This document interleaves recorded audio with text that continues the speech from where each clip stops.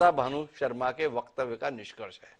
पर मैं विस्तार के लिए आता हूं। मेरे साथ में एक खास मेहमान के तौर पर देश के जाने माने पत्रकार श्रवण गर्ग जी जुड़ गए हैं।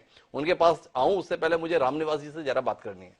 और रामनिवास जी, कुल मिलाकर जब सत्तारूढ़ दल जीतता है तो उसमें आप लोगों के योगदान को खास तौर पर बड़ा सराहा जाता है। आपका दमखम था इसलिए ऐसी जीत मिली। और ये बताने वाले कोई और नहीं होते हैं, विपक्ष के नेता होते हैं। वो बताते हैं भाई पुलिस ने बड़ी मेहनत की थी जिसके चलते सत्तारूढ़ दल इस चमत्कारिक जीत को हासिल कर पाया। पर पश्चिम बंगाल के संदर्भ में थोड़ा उलझन है। स्थानीय पुलिस भी थी और हाई कोर्ट के निर्देश के बाद में केंद्रीय सुरक्षा बल भी था। 660 कंपनियां लगी थी। तो आपसे जानना चाहता हूं कि ये जो परिणाम आ रहा है ये किस बल की मेहनत का नतीजा है रामनिवास जी? और आपका बल इतनी मेहनत करने के लिए सत्तारूढ़ दल के लिए व्याकुल कौन रहता है? दोनों पे जरा आपके अनुभव का लाभ हमारे दर्शकों को मिले। और आप कब कब ऐसे बल का इस्तेमाल करके सत्तारूढ़ दल को अगर लाभान्वित करते रहे तो उस पर भी रोशनी मिलेगी। भाई ऐसा इसलिए करना पड़ता है, अगर ऐसा हुआ है तो आपके दौर में भी।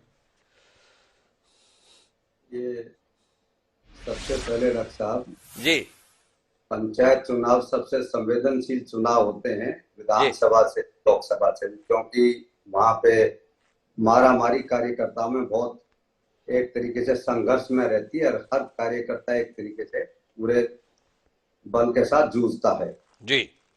दूसरा ये है कि हर राज्य की स्थिति अलग है और पश्चिमी बंगाल की स्थिति जो है वो बाकी राज्यों से अलग है। पहले वहां पे सीपीएम जो 22-23 साल सत्ता में रही, फिर माननीय वर्तमान मुख्यमंत्री जी रही, वो बड़ी जुझारू नेता है और बड़े दमखम के साथ आई। तो वहां एक अलग तरीके का पंचायत के साथ सिस्टम डेवलप हो गया है और वो पूरा देश भी जानता है, उसमें कोई दो राय नहीं है। उसमें हम ये नहीं कह सकते कि पुलिस जो है, पुलिस के अपने इंटरेस्ट भी रहते हैं और सत्ता दल के अपने इंटरेस्ट रहते हैं, उसमें वो एक दूसरे को पूर्ति करते हैं।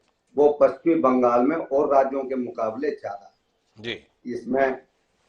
और रही बात इसकी कि पुलिस बल थोड़ा बहुत जिसको कहें कि 19-20 का जरूर जो उसके स्थानीय कार्यकर्ता है उसको मदद हर हालत में, क्योंकि स्थानीय जो वहां पे चाहे हेड कांस्टेबल है या थाना प्रभारी है, वो जिसको कहें कि उसकी सद्भावना उसके साथ हो जाती है तो उसकी जीत के प्रति वो है। लेकिन पूरा उस पर नतीजे प्रभावित करें वो 1-2% कर सकते हैं, लेकिन बाकी तो फिर जो वहां के स्थानीय नेता हैं या जो उसमें चुनाव लड़ रहे हैं उनका अपना ही दमखम रहता है। 1-2% तो वो असर डाल सकते हैं जी। तो ये हमेशा से ही रहा है कि जो भी दल पावर, लेकिन इसमें समझने की बात जो है रामनिवास जी वो ये है कि नतीजा जो आ रहा है उसमें तकरीबन 3/4 बहुमत पर टीएमसी जाती हुई दिख रही है, 1/4 पर बाकी विपक्ष है।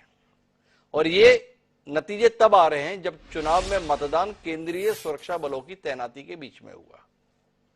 तो क्या माने आपका जो प्रशासनिक अनुभव रहा है, केंद्रीय सुरक्षा बलों की मौजूदगी निष्पक्ष चुनाव कराने में मददगार रहती है, या आप मानते हैं कुल मिलाकर आई वॉश होता है? होना तो वही होता है जो पहले से तय होता है। थोड़ा इसके विषय में और बता देना।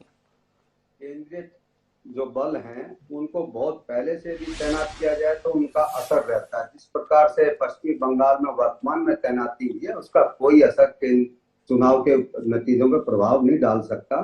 कारण ये है कि 2 दिन 3 दिन या 5 दिन पहले यदि कोई चुनाव केंद्रीय बल जाता है, यदि निष्पक्ष चुनाव कराने हैं तो फिर ये है कि एक तरीके से केंद्रीय पर्यवेक्षक भी जाए, जो कि पंचायत चुनाव में असंभव है और क्योंकि बहुत स्थानीय स्तर पर रहता है।